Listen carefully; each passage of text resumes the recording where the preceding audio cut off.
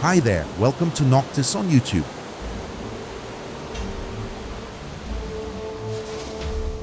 The Viking people are known as a resilient nation with extraordinary abilities in navigating the seas. To support their journeys across the oceans, the people living in the Scandinavian region of Northern Europe have sturdy ships commonly known as longships. For thousands of years, longships have been actively operated to serve pragmatic and religious purposes and have assisted the Viking people in driving their economy through trade. The Scandinavian region itself consists of high mountains and dense forests. The Viking people deemed that sea routes would be preferable as land travel was considered more dangerous and impractical. Thus, the Viking people heavily relied on the North Sea and the Baltic Sea for their livelihood.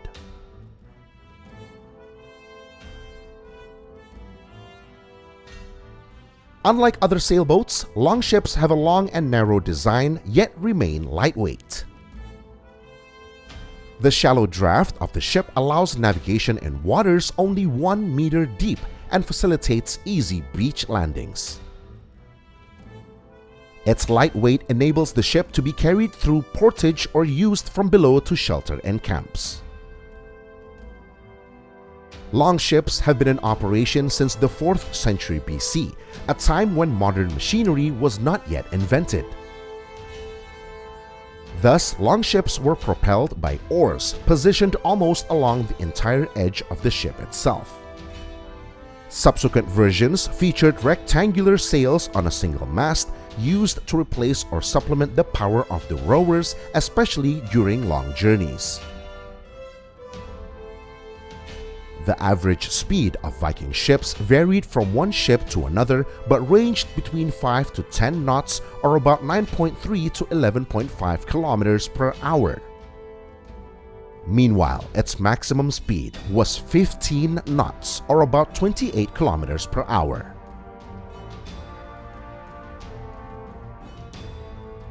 The design of longships evolved over centuries, continuing into the 6th century with clinker-built ships like 𝗤𝗏𝗀𝗃𝗀𝗯.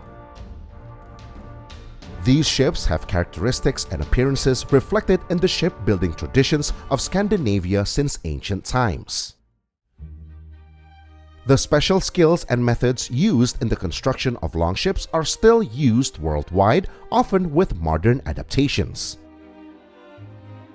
They are all made of wood with cloth sails or woven wool and have several details and carvings on the hull.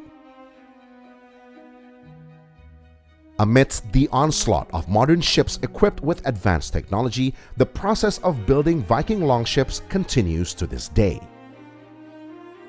One example is the reconstruction factory of the 𝗤𝗏𝗃𝗲𝗃𝗃 ship located on a small island in 𝗖𝗃𝗃𝗃𝗃, Norway. The process of reconstructing these ships is slightly different from what the Viking people did thousands of years ago. Shipbuilders at this factory use some additional modern equipment to facilitate the construction process.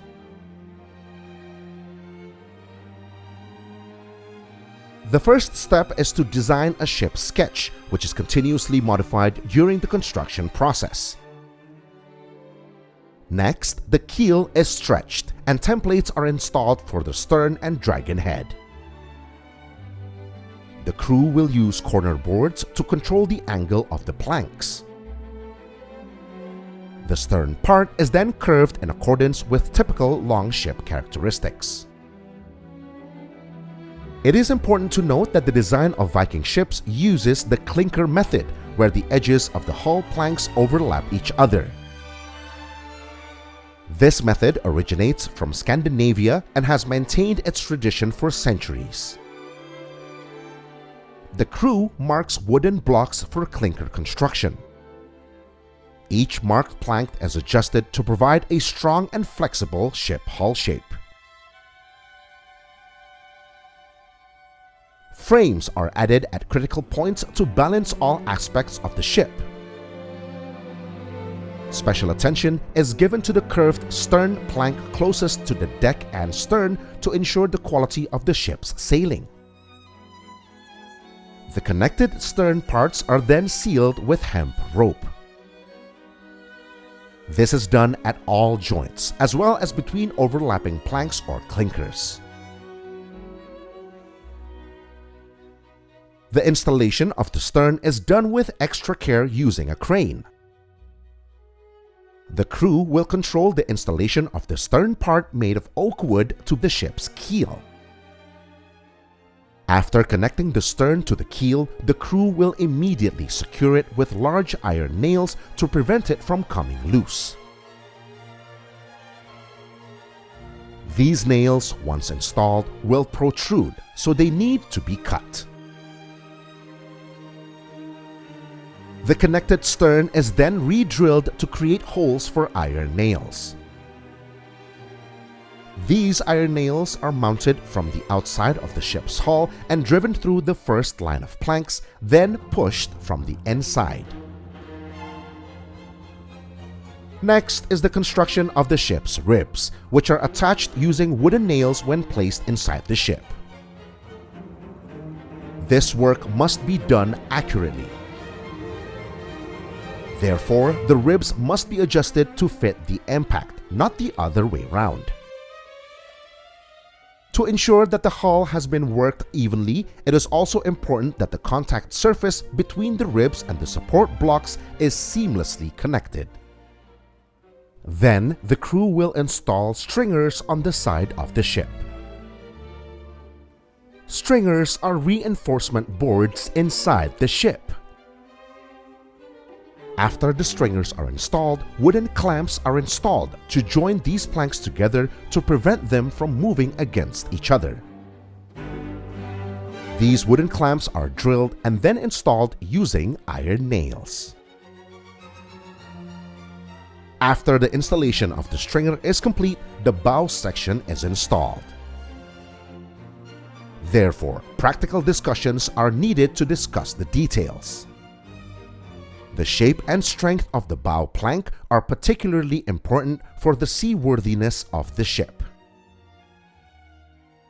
Initial testing is carried out, one of which is to check one of the 5 large room supports. This must ensure that it can be installed on the ship's hull and lower stringer. The stringer highlights the smooth lines on the ship but actually functions to distribute the strength and pressure from the cross supports. Similar to the lower stringer, the upper stringer is connected using wooden clamps by slowly pressing it into place. The connection of the lower stringer is also done using wooden nails, which are then cut into slices and inserted into the wooden nails. The carvers then arrive, and they will choose suitable wood for the dragon head and tail at the bow. This wood comes from the roots of oak trees, which will later be made into the main beam of the dragon head. The dragon head will consist of several parts. The carvers will use a projector to explain the dragon head template. Then the middle stringer is installed in the middle of the ship. This part is installed using large wooden nails to give it strength.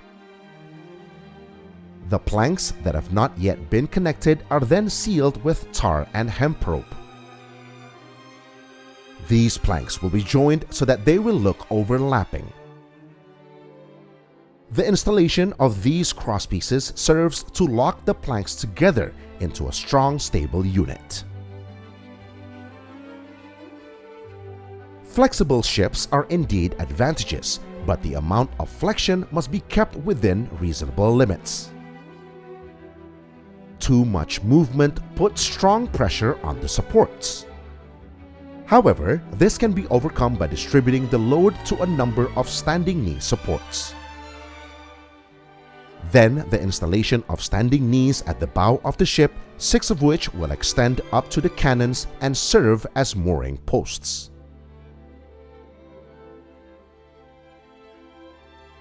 The construction of this ship is complete. The result is a Viking ship with a length of 35 meters and a width of about 7.5 meters. To operate this ship, a crew of 100 people is required to row it.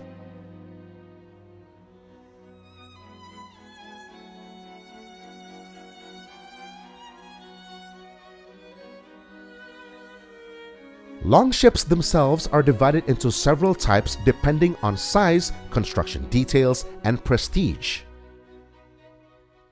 The most common way to classify longships is based on the number of rowing positions on the ship. For example, a type of longship named 𝗂𝗲𝗂𝗏, which is the smallest type of ship with only 13 rowing benches and is suitable for military purposes. In addition to 𝗂𝗲𝗏, there is the 𝗤𝗂𝗃𝗃, which is commonly used in warfare and has at least 20 rowing benches. Then there's the 𝗬𝗃, which serves the same purpose as 𝗤𝗃𝗃 and can be used for warfare but is larger, with more than 30 rowing benches. Next is the 𝗬𝗃, which is another warship in the longship class.